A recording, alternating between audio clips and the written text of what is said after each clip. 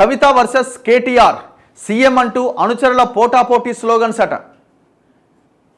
2 రోజుల క్రితం బీఆర్ఎస్ నిజామాబాద్లో కవిత సీఎం అంటూ, నిన్న తెలంగాణ భవన్లో కేటీఆర్ సీఎం అంటూ నినాదాలు. కేసీఆర్ మౌనంతో క్యాడర్లో డివిజన్, బీఆర్ఎస్లో హాట్ టాపిక్గా కొత్త సంస్కృతి.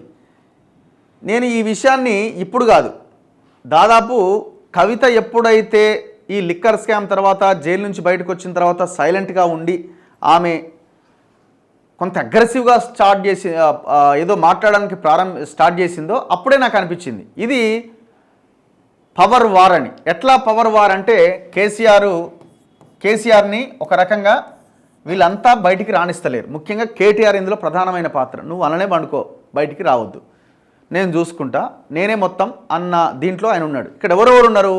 పవర్ ఎవరు ఉన్నది? హరీష్ రావు ఉన్నాడు,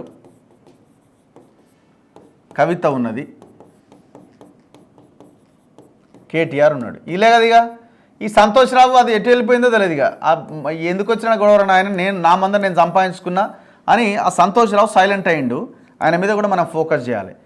ఇప్పుడు ఈ ముగ్గురులో బేసిక్గా కేసీఆర్కి కూతురి కొడుకు మీద ఉన్న ప్రేమ అల్లుడి మీద ఉండదు. అల్లుడిని వాడుకోవాలి అని చూస్తాడు, ఎంతసేపు వాడుకోవాలి అని చూస్తాడు. ఒకవేళ అల్లుడు కొంత అటు ఇటుగా చేసి కొద్దిగా మూమెంట్ స్టార్ట్ చేస్తే తొక్కడానికి ప్రయత్నం చేస్తాడు. 2018లో మంత్రి పదవి ఇవ్వకుండా ఆ ప్రయత్నం చేసిండు.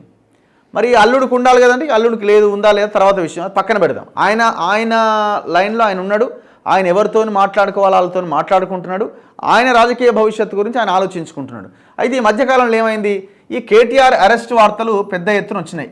ఎప్పుడు ఈ ఫార్ములా కార్ రేస్ కావచ్చు, లగచర్ల ఇష్యూ కావచ్చు, కేటీఆర్ని అరెస్ట్ చేస్తారని దానికి మరింత బలం చేకూరుస్తూ కేటీఆర్ కూడా బూతులు అందుకుంటున్నాడు. ఈ మధ్య ఏం బీక్కుంటారో అంటున్నాడు, ఇష్టం వచ్చినట్టుగా మాట్లాడుతున్నాడు. సో దీని ఏం కనబడుతున్నది, కేటీఆర్ను ఏదో ఒక రకంగా ఏదో ఒక కేసులో ఆయన చేసిన అక్రమాలలో అరెస్ట్ చేయబోతున్నది కనబడుతున్నది.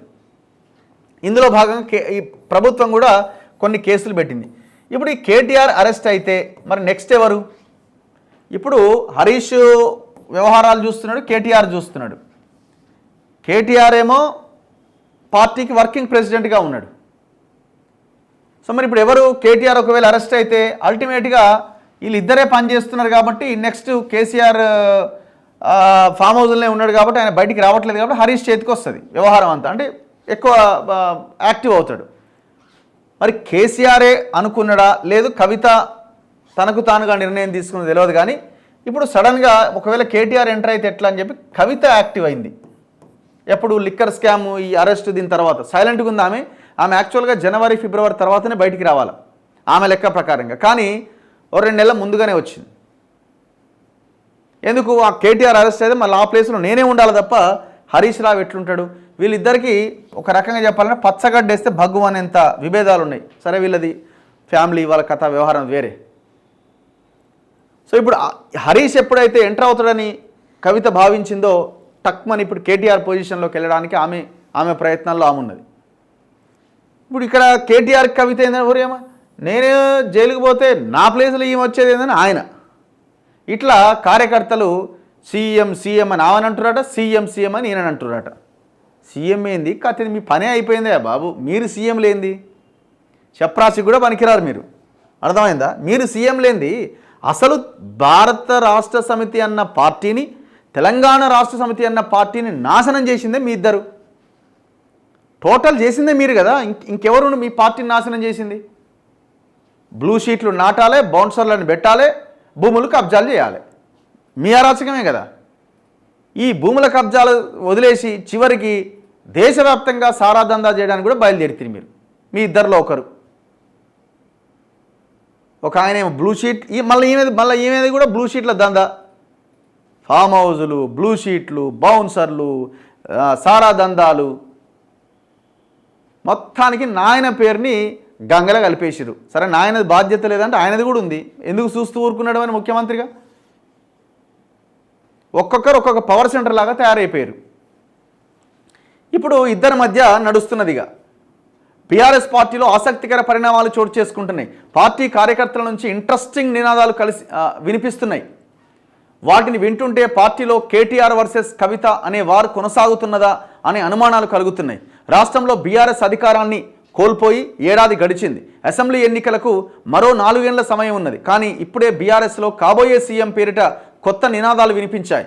కవిత సీఎం అంటూ 2 రోజుల క్రితం నిజామాబాద్లో కార్యకర్తలు నినాదాలు చేయగా, తెలంగాణ భవన్ వేదికగా బుధవారం కేటీఆర్ సీఎం అంటూ అనుచరులు నినాదాలు చేయడం హాట్ టాపిక్గా మారింది. గత దశాబ్ద కాలంగా ఎన్నడూ లేని విధంగా పార్టీలో ఈ కొత్త సంస్కృతి కనిపించడంతో కార్యకర్తల్లో కన్ఫ్యూజన్ నెలకొన్నది. ఇంత జరుగుతున్న అధినేత కేసీఆర్ నుంచి ఎలాంటి ప్రకటన రాకపోవడం మరింత గందరగోళానికి దారితీసింది. ఇది మంచో చెడో, ఇందులో ఒక పాజిటివ్ పాయింట్ కూడా ఉన్నది. ఏంది? ఇప్పుడు హరీష్ రావు దగ్గర ఉన్న కార్యకర్తలు హరీష్ రావు వ్యవహారం నచ్చకనో లేకపోతే ఏం చేయాలనో అర్థం కాకపోతే కవిత దగ్గర చేరుతారు. ఈడ నచ్చని వాళ్ళు ఈడ నచ్చకపోతే అయితే కేటీఆర్ దగ్గరికి పోవచ్చు. కేటీఆర్ నుంచి నచ్చని వాళ్ళు హరీష్ రావు దగ్గరికి పోవచ్చు. అల్టిమేట్గా అన్నీ ఇదే దొడ్లు ఉంటాయి. ఇది కేసీఆర్ ప్లాన్. ఎక్కడ పోయినా పోండి, కవిత దగ్గరికి పోతారా, కేటీఆర్ దగ్గరికి పోతారా, హరీష్ దగ్గరికి పోతారా, మన దగ్గరే ఉండాలా, మన దాంట్లోనే ఉండాలా. ఇది కూడా ఇంకొక స్ట్రాటజీ. ఇప్పుడు ఈమె కార్యకర్తలు ఆయన కార్యకర్తలు ఇట్లా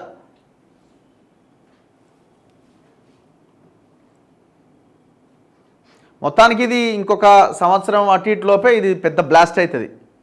హరీష్ అయితే ఆయన పనుల్లో ఆయన ప్రయత్నాల్లో ఆయన ఎక్కడ పోవాలా ఏం చేసుకోవాలన్న ప్లాన్లో ఆయన ఉన్నాడు. ఇలా వీడియోలు ఇలా వాట్సాప్ గ్రూపులు కూడా గమ్మత్తుంటాయట. 3 వాట్సాప్ గ్రూపులు ఉంటాయి. అంటే మెయిన్ హార్డ్ కోర్ వాట్సాప్ గ్రూపులు. కేటీఆర్ మీద వ్యతిరేకంగా వచ్చినాయని హరీష్ గ్రూప్లో వైరల్ అవుతుంటాయి. హరీష్ మీద వ్యతిరేకంగా వచ్చినాయని కేటీఆర్ గ్రూప్లో వైరల్ అవుతుంటాయి. ఎవరికి వాళ్ళు సపోర్ట్లు కొట్టుకుంటూ ఉంటారు అట్లా.